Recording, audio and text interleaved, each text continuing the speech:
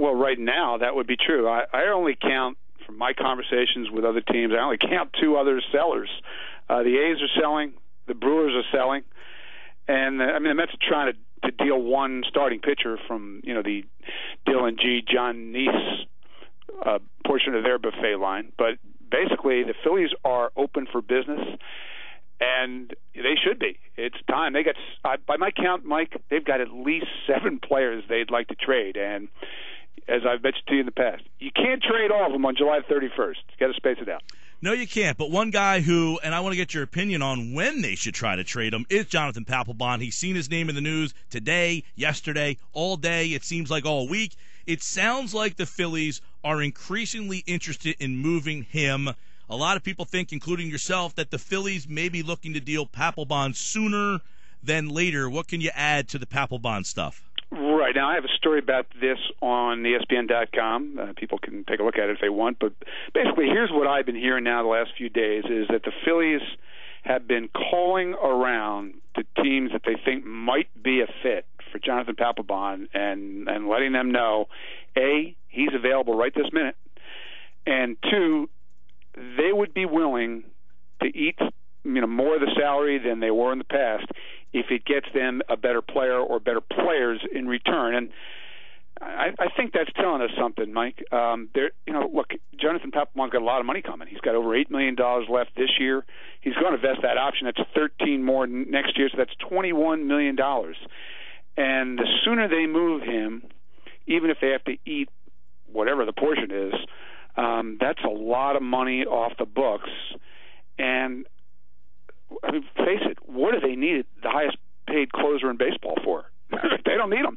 The other advantage is, when I talk to other teams about Papelbon, I mean, obviously, if they had a choice, they would take Aroldis Chapman. Well, the Reds aren't selling yet. They're only 5 games under. So I think there's a real motivation for the Phillies to get out front on this and move him before other closers become available. That's the upside. Now, the downside is they don't have much flexibility with him. He can block trades to 17 teams. He's got all that money coming.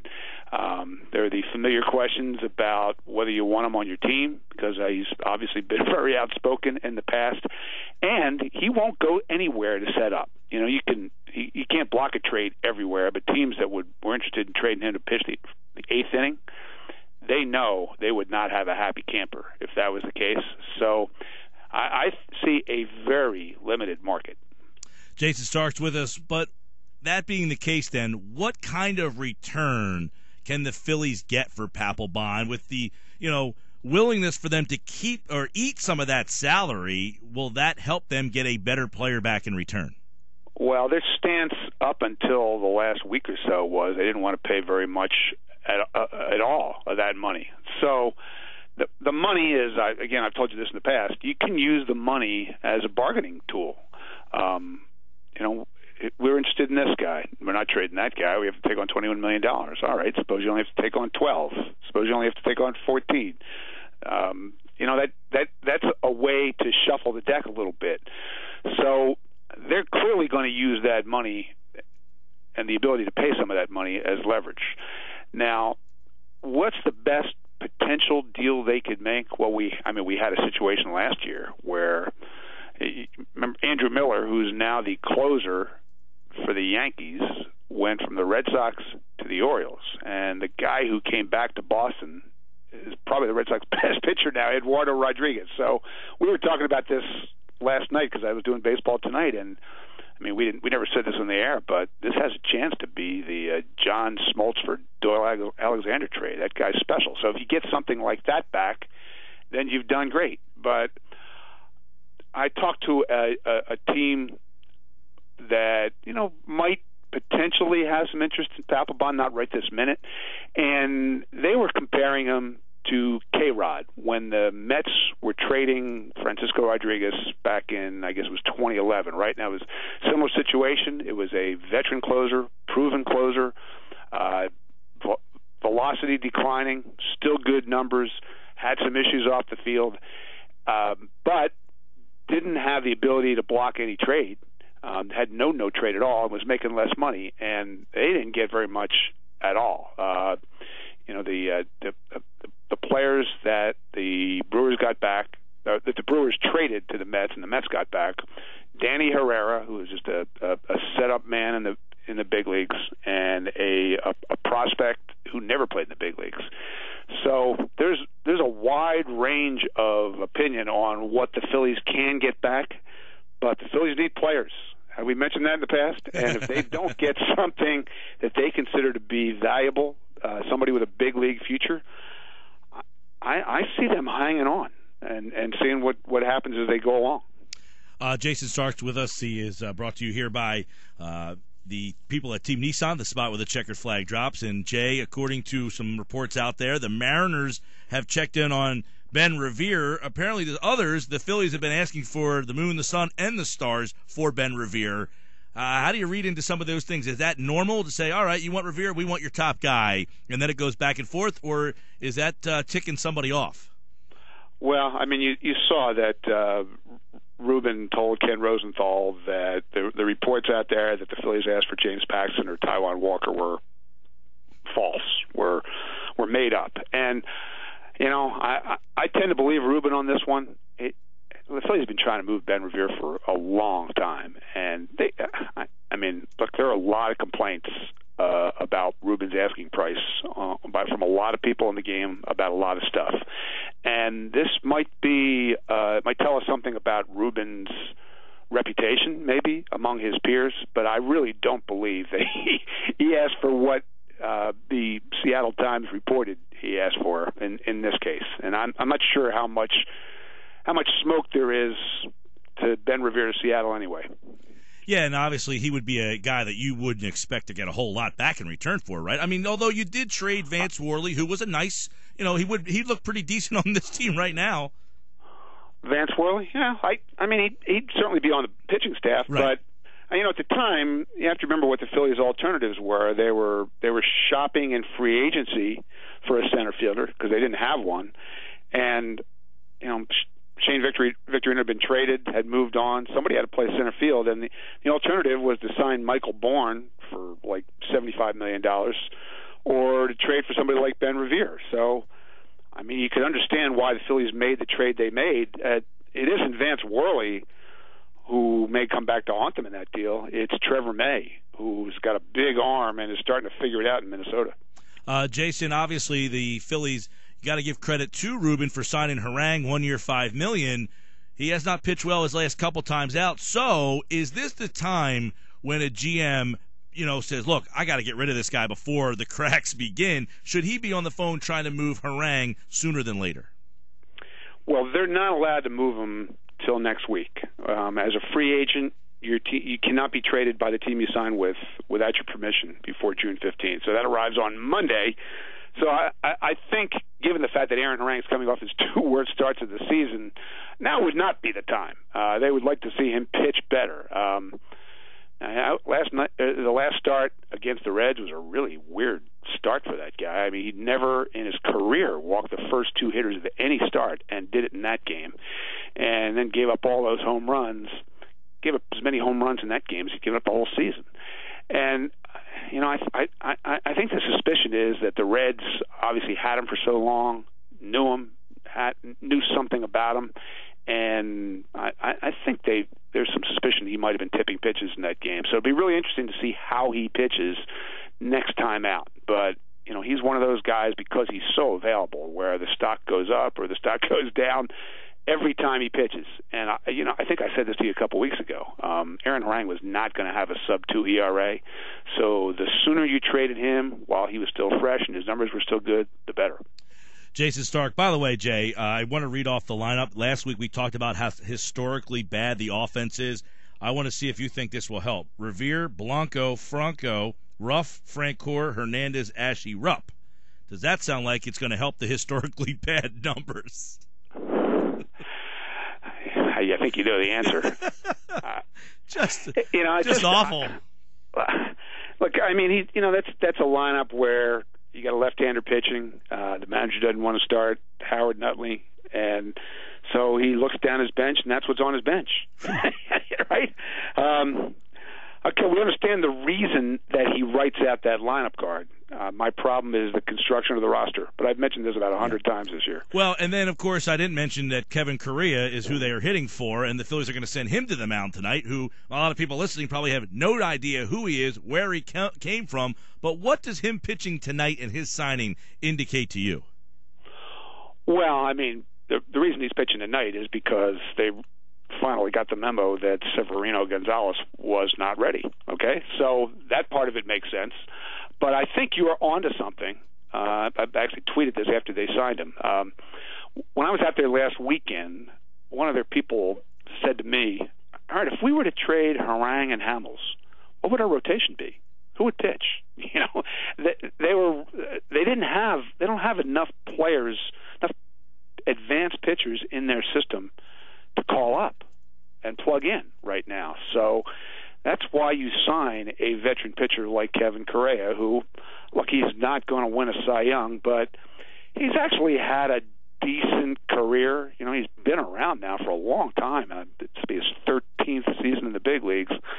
And he had some success in Pittsburgh. All pitchers seem to. He was okay in Minnesota. He was a nightmare at the end of last year for the Dodgers, but he's just somebody to go out there and get you through a game. All right, rather than bring young pitchers up and have them take a beating, bring up guys before their time.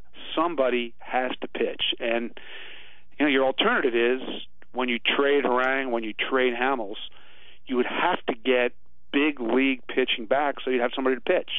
And I guess this gives them more flexibility in terms of making whatever deal comes along first. And that Kevin Correia will start tonight for the Phillies against the Pirates. And, of course, Jayson Stark with us here on the Sports Bash 97.3. All right, a pleasant conversation, I guess, would be the Phillies draft. I mean, at least that gives you a little glimpse of the future. And, of course, they draft a guy who played shortstop. I guess they don't project him to play shortstop. And the first thing that comes to mind is, isn't their best prospect a 20-year-old shortstop? Then they said, well, the guy can play third base possibly. And then your next best prospect plays third. And then I guess he could probably play left field. So the Phillies take Cornelius Randolph in the first round of the draft. They got yesterday we talked to Scott Kingery in the second round. What's the talk around what the Phillies did with their draft? Right, well, let's talk those two picks, Cornelius Randolph and Scott Kingery. In Randolph's case, look, there was a lot of surprise that they took a high school bat that high. And I'll be honest, I mean, quite a few of the teams I've talked to did not have him in their top 10. But if you're going to just measure the bat tool, right, who had the most advanced bat among all the high school hitters out there in this draft, he was right at the top of the list. If he probably wasn't number one, but he was certainly in the top 2, 3, 4. And look at their system. It's pretty obvious they need offense. And in a draft with no bats and no stars, and with the college position players that they liked gone by the time they picked, they drafted basically because they love the bat. Now, here's what I've been told from other clubs. They see this guy as needing a ton of work defensively. His bat is way ahead of his glove. I had a scouting director from one team tell me he's a power bat, but that's it. It's going to take a lot of patience. He may be a guy that they'll have to bounce around the field to a few different spots until they can find a place he can play. Obviously, they saw him last summer playing the outfield. They worked him out playing the outfield. That's plan A. See if he can play left field. But this is going to be very intriguing to watch and a real test of their development system. Now, Kingery was I think, based on the teams I've talked to, their best pick. He's a guy that other teams really like, and he, probably the best part about him is he's a Philadelphia type of player. Big energy guy, plays really hard, bat speed, line drives, very athletic, very aggressive. Other teams think he'll hit, and he's probably going to be a quick mover. So if you're looking for that heir to Chase Utley, he might be that guy. Yeah, he's described a lot like him. We had him on yesterday, and he kind of said, I said, I don't want to say Chase Utley, but the way that I'm reading this, you sound a lot like that type of player. Hey, he said, put me at the top of the lineup. I'll do whatever I can to try to score a run. So it's kind of sounded like a scrappy type of guy, and it seemed like at 48, your colleague Keith Law was on with us yesterday. He said he was surprised he was there at 48. Yeah, teams thought he was going to go sooner. I'm not sure what happened, but at any rate, I think that was of all the picks with guys that I know, I think that was their best pick. Nailed that one. Well, let's get into the draft then, because I saw you talking about this and writing about a worldwide draft potentially. Possibly, does baseball need to start trading picks? As you just said, the Phillies are at number 10, and there's nobody there. Well, maybe they could have moved up in the draft like you can in some other sports. Is that something, or those two things something we could see coming up down the line for baseball? Well, let's take them one at a time. I wrote pieces this week about both of them, and if you're really interested in them, go to our site, and you can find out all about it. But I actually think the trading picks is going to happen. Probably can't happen until the next labor deal, so we'd be looking at 2 years from now. But I really do foresee a situation where the baseball draft becomes a lot like the other drafts. And, all right, say the Phillies are talking to the Dodgers about Cole Hamels, or let's take a team that picked ahead of them in this draft, the Red Sox, right? And the Red Sox, they just can't agree on that player, but the Red Sox will throw in their number 1 pick and their number 2 pick, plus this prospect and that guy, and now you got a deal. And the thing is, you wouldn't just get the pick, you'd get the slot money too, so you'd have more money to play with in the draft to sign other guys. So there's a lot of interest in this. There's definitely more support for the idea that I've ever heard, and I think it happens. Now, the World Draft's a whole other deal. Again, I have a piece on our site about it, and it's interesting to me because Rob Manfred has described the international draft as inevitable. Other people that I talk to would describe it as impossible. I mean, there's so many things that would be huge obstacles, but the one I wrote about was this whole idea that this could turn into like an international political thriller, starring Robert Downey Jr. I want you to think about this. Major League Baseball next year, while it's doing its labor talks, comes out and announces we're now going to have an international draft, and all nations that have baseball that want their players to play in the United States must apply and opt in. And then Venezuela says, not us. I mean, there's, think about the political climate in Venezuela. You see their government cooperating with baseball on this?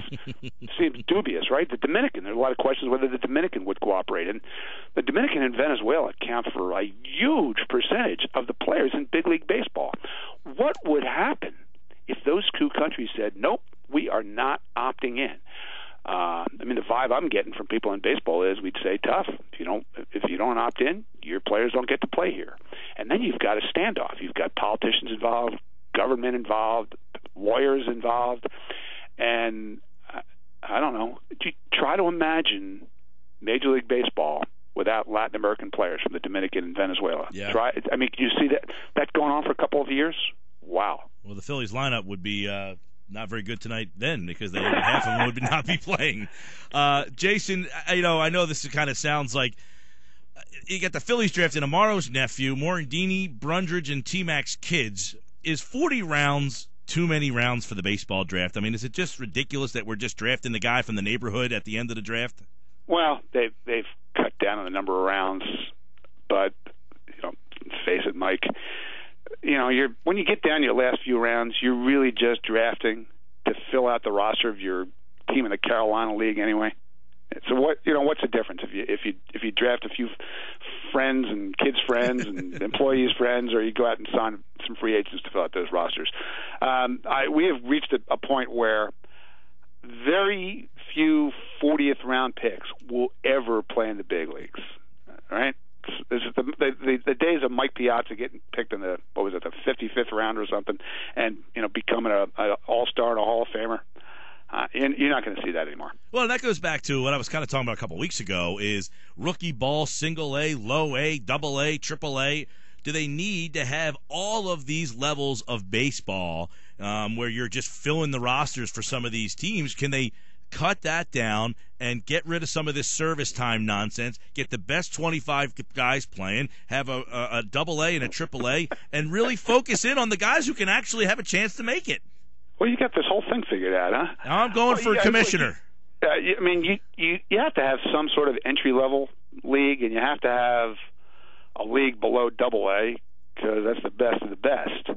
But do you need all these teams and all these affiliates? It's a really interesting question. You could probably handle it with independent leagues. Right. There's a lot of stuff, a lot of things that get kicked around. They're talking about when should you even have the draft. That's another interesting thing. It's hard to have thing. a draft in the middle of the College World Series.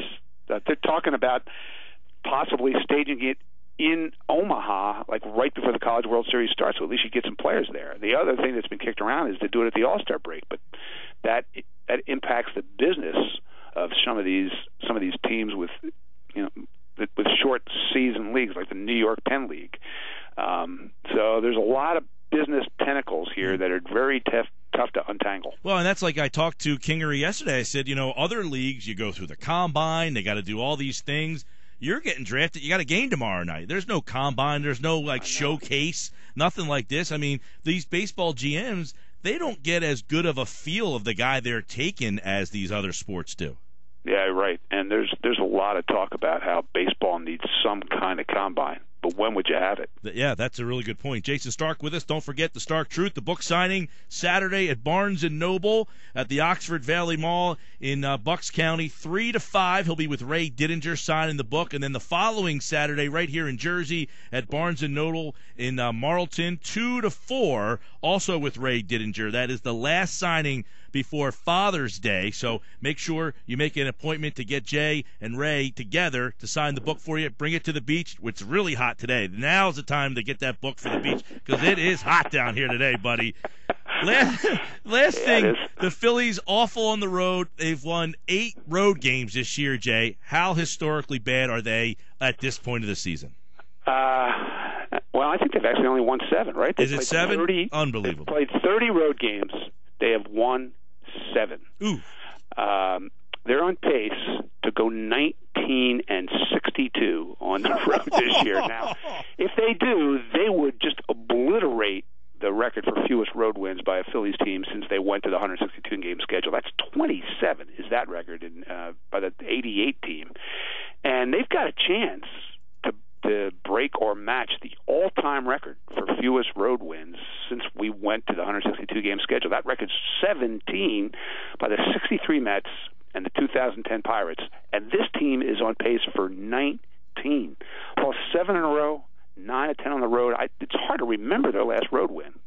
Cole Howell's pitched. That's all I know. And the last game he pitched, he didn't win, so that means you're probably waiting for a win for a long time from now. Jayson Stark, everybody, here every week at this time, brought to you by Team Nissan, the spot where the checkered flag drops on Delsey Drive in Vineland. Check out all of their new and pre-owned inventory at teamnissan.com. I'll also have those spots that you can find Jayson in the book on our website, 973ESPN.com, where you can hear all of our Stark reports. Jay, have a great weekend, and we'll talk to you next week, pal. Thanks, Mike. Have a great weekend yourself, man. See ya.